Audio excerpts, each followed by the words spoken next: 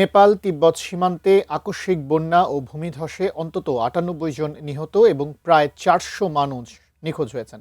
দেশটির কর্তৃপক্ষ জানিয়েছে, নিখোঁজদের মধ্যে ১০৫ জন ভারতীয় সহ বিদেশি পর্যটকের সংখ্যা ২৯১। দেশটির ৩৫ জন পুলিশ এবং ৪৪ জন সেনা সদস্যও নিখোঁজ। ধ্বংস হয়েছে ঘরবাড়ি, রাস্তাঘাট এবং সেতু। মৃতের সংখ্যা বৃদ্ধির পাশাপাশি পরিস্থিতি আরও ভয়াবহ হওয়ার আশঙ্কা করছে কর্তৃপক্ষ। বুধবার সকালে কাঠমান্ডুর উত্তরে তিব্বত সীমান্তের রাসুয়া এলাকায় আকস্মিক বন্যা ও কাদার ঢল নেমে আসে।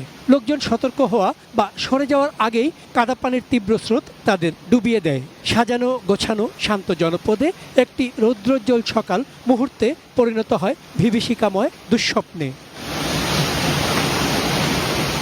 ধারণা করা হচ্ছে, স্থানীয় সময় সকাল ৮টা ৩৭ ওই এলাকায় সংঘটিত ভূমিকম্পটির পর তুষারধস আর বরফ পানি ভূতিকুশি নদীতে নেমে আসায় এই ভয়াবহ বিপর্যয়। স্থানীয় বাসিন্দা ও পর্যটক মিলে প্রায় ৪০০ জন মানুষ এই ঘটনায় নিখোঁজ অথবা তাদের সাথে যোগাযোগ করা যাচ্ছে না। নেপাল ট্যুরিজম বোর্ড জানিয়েছে, নিখোঁজদের মধ্যে ২৯১ জন বিদেশি, যার মধ্যে ১০৫ জন ভারতীয়। বাকিরা ব্রিটেন, যুক্তরাষ্ট্র, মালয়েশিয়া ও দক্ষিণ আফ্রিকার নাগরিক। ভয়াবহ স্রোতে ধসে পড়ে ঘরবাড়ি, ভেঙে পড়ে গাছপালা, সেতু ভেসে গেছে, ধসে পড়েছে বহুতল ভবন। ক্ষতিগ্রস্ত হয়েছে গত বছরের ভয়াবহ বন্যার চেয়েও এবার বিপর্যয়ের মাত্রা অনেক বেশি।